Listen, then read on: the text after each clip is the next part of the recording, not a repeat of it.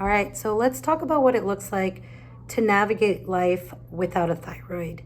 And I think this is a really important conversation to have, especially if you're at the beginning, you just had your thyroid removed, or if it's been a while and you're just not feeling your most optimal self. I think it's really important to have this discussion. I give a unique perspective because not only have I worked with both men and women that have had their thyroid removed that come to see me to optimize their health, to get better, to be heard for the last 10 years. But I've gone through this myself. I had my thyroid removed 18, 19 years ago. And in that time period, I have done everything possible to best understand, not just for others that I've helped, but for my own health. I've looked at studies, articles, I've experimented with myself because I wanted to make sure that I was as optimal, that my quality of life was as great as it could be post-thyroidectomy. And in doing that for myself, I've taken that information, put it into practice in helping others. So I want to share with you guys what it looks like to navigate life long-term without a thyroid. The first thing I want you to understand is that you are going to be your best health advocate. You are. What does that mean? Is that we do not have a lot of research on quality of life, on what happens in the body long term when you eliminate such a vital organ like a thyroid. We don't. So essentially, you are the study. I tell my coaching clients N equals 1, meaning you are it. What works for you might not work for someone else. What makes you feel better, what gives you energy, what you need best for your body is going to be unique to you, even more so now that you don't have a thyroid. Now, the thyroid gland, a little butterfly-shaped gland, as you can see here, you can see my scars from my surgery, but that thyroid is dynamic. It's adaptive. It is in constant communication with our brain and our entire body. It is constantly looking to determine, do we have, enough thyroid hormones? Do we release more? Do we release less? It supports us in different seasons, on different days. It is so important. It's so essential. And it's that thyroid hormone that affects almost every single cell in your body. So when we eliminate the thyroid, and a lot of doctors can downplay what it looks like to get your thyroid removed, because in their mind, the idea is that, well, you'll be okay because we've developed something, the pill, that thyroid med, that will give you your hormones. But a stagnant pill can never fully take the place of a dynamic, adaptive, powerful organ like the thyroid. So what that means is one of the biggest things I have seen is that a lot of times people will get stuck on the same med, will be on the same dose for a really, really long time, but that does not align with what the thyroid gland does. And a lot of times the reason why you're stuck on the same med or the same type of med is because the doctor's not willing to try something different with you. And the truth is, depending on who you go to, you can go to someone at your doctor's office and she says only this type of med, and then you go a couple blocks down, and if that doctor had a different experience, was taught differently, read a different study, they can give you a completely different, recommendation in regards to the thyroid med you should be on. You are the best person to know and understand what thyroid meds you should be on. It's your body. It's very unique, a very unique biochemistry. So what that means is that long term, you have to be able to change things up to diversify the type of med, the dose, the amount you're taking. You have to be able to change it. We know studies show that the amount of T3 that's released, that there's significant weight loss changes. if there's significant weight gain changes, if you are eating a lot more carbs, if you have insulin issues. There's all these different factors that your thyroid hormones have to change to address. So don't get stuck without adapting your hormones. Don't get stuck without diversifying your hormones because you possibly have a doctor that's not willing to try different things with you. You have to be able to have that, okay? Now, the other thing I think is really important, especially for those of you guys that have just recently had your thyroid removed or about to, you can feel good at the beginning. Let me go ahead and say this. Not only can you feel good at the beginning, but you don't have to suffer. This is for everyone. Even if you've spent 5 years, 10 years, what tends to happen is, and it happened to me, like I felt great at the beginning, and then over time, things needed to change and they needed to adapt, and I started to feel horrible. I had symptoms that showed I didn't have enough thyroid hormones, but I was getting incomplete labs done, and my doctor wasn't listening to me. My prescribing doctor, again, this is why I do what I do. I'm a health advocate on your behalf. I teach you, I equip you, I empower you, because I didn't have that. I thought it was all in my head. I, at one point, had a doctor tell me, do you understand calories in, calories out? Like, you're eating too much, when I was being super restrictive because I wasn't losing weight. So the idea is that, like, you can, if you feel better, you can remain feeling better as long as you're on top of your thyroid labs, as long as you're on top of what your body is telling you. Now, this is a really important one for those without a thyroid, is we live at a time where we can be so disconnected from our bodies, right? We're bombarded by stimulation and technology, and we've been, for a lot of us, have been kind of told that our body fails us and it's kind of this broken down machine. But your body is intelligent. It is powerful. The fact that we can remove a vital organ and still survive, and our body can adapt to utilize that medication, that's freaking incredible. But what that means is that your body will let you know when things aren't moving in the right direction. Do not ignore the symptoms. Do not ignore the things that, okay, this is not right. Something's off. Let me give you an example.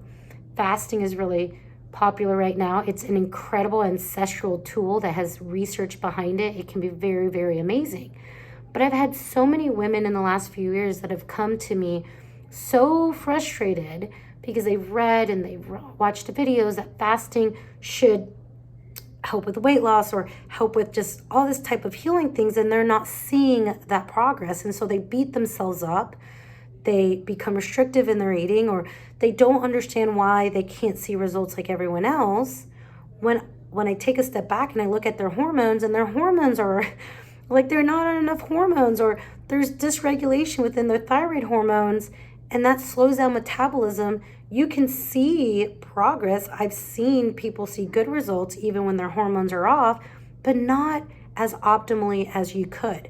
I see men and women through the years that as they're getting older, they're getting all this weight, their metabolism's slowing down, so they look in all these different areas, and I have to remind them, excuse me, you don't have a thyroid. Did something change there? Now, that doesn't mean every time you have something wrong, it's because you're not on enough thyroid meds, right? But if you don't have a thyroid, that should always be the first place you look. If something is off, you're starting to feel more exhausted and kind of tired and more anxious, feeling more down, start there. Let's rule that out. Get a full, complete thyroid panel. If that looks good there, then you can go down to the next thing. What's causing this issue? But if it's your thyroid hormone, because it's time, you might not be converting your meds, or you might need to increase, you might need to decrease. As someone without a thyroid, you start there. Always. That's the biggest thing I wish you could understand, is always start there. Now, how often should you get labs, after thyroidectomy? Now, the gold standard right now, if you're having to tweak or change up or do something there, it's going to be 5 to 6 weeks, which I understand. It sucks. especially if you're trying to get on the right dose for you. The fact that you got to tweak it and then you have to wait and you might not still be optimal, it stinks. But that's why you don't want to have to do it so often. You want to get the optimal dose for you and then remain there, be consistent, not skipping your meds. And then if something changes, then go and get that done. But optimally, if you're tweaking, if you're changing or doing something like that every 5 to 6 weeks, I have seen doctors suggest 3 to 4 months. I actually was on a phone call a couple years ago with a doctor working together for a woman, and he had suggested he had switched things up and she had had symptoms, and he was like, well, I'll see her in about 4 months. So I was like, what about 6 weeks? He's like, oh, or I think he said 3 months. And I'm like, no, let's do 6 weeks. I think that could be really helpful for her, especially since she has symptoms. And he agreed and continued to do the 6 weeks. So we got to have this conversation. Another thing I think is really interesting is that, I listen to a lot of doctors that specialize, or researchers, like doctors that are doing research with people with thyroid cancer, thyroidectomy. And the one thing that I hear often with these doctors that are in it higher up with the research and understanding thyroidectomies and thyroid cancer and all of that is how important they say it is to walk in informed into your doctor's office. I say this all the time. I say this to every single person, every single woman I work with, whether it's a thyroid hormone, sex hormone, whatever it is, whatever they have going on. You have to, in order to be making informed decisions for your health, you've got to know some more. You got to be able to ask questions and request things. And if you have a doctor that writes that off, I came across a thyroid surgeon on Instagram that was boasting on an Instagram post in a mug he received that said, don't confuse my medical degree with your Google search or whatever. Oh, that's disgusting. Because, when you live without a thyroid, you are just really searching for answers. And it's through patient communication, patient communities, that a lot of things have started to change, especially in the thyroid research world. It was patients understanding together, like, okay, you're going through this, I'm going through this, your doctor tried this, and going to the doctor and having an impact in that way. Remember, N equals 1, and your experience matters. You can Google research articles, you can Google interviews with the researcher talking about the research that they've done, even listening to someone who is going through what you're going through, even listening to this video. I am sharing so much information with you.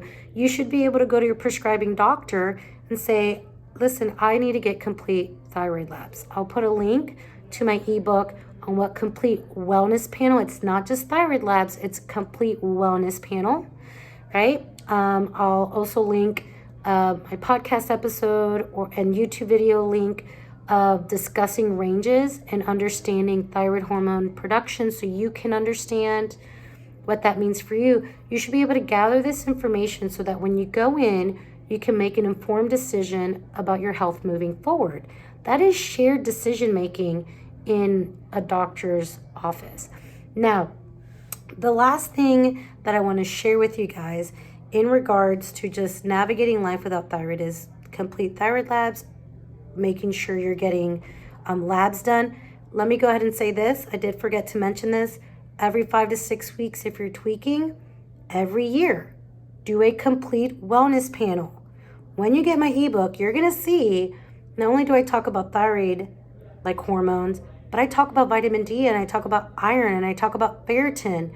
Because all of these things, like if you're iron deficient, if there's something going on with your, like ferritin, you can start to get the same type of symptoms as not being on enough thyroid hormones.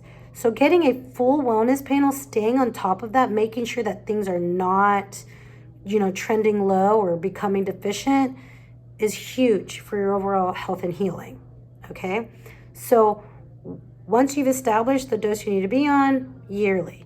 Now, just a quick little touch. I want to touch on, different types of thyroid meds and why some may work, some may not. You got T4, which T4 medication can work for. I have seen people that they do fine on that.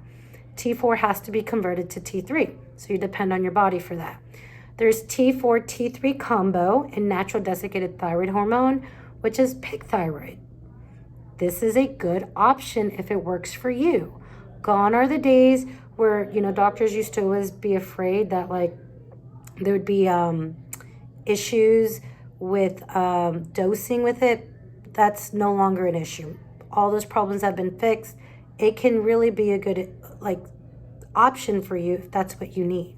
And then there's T4, T3 synthetic. And the reason why a doctor might want to use this one with you is because they can tweak them separately. And let me go ahead and tell you this. I have used all those different forms over the last 19 years.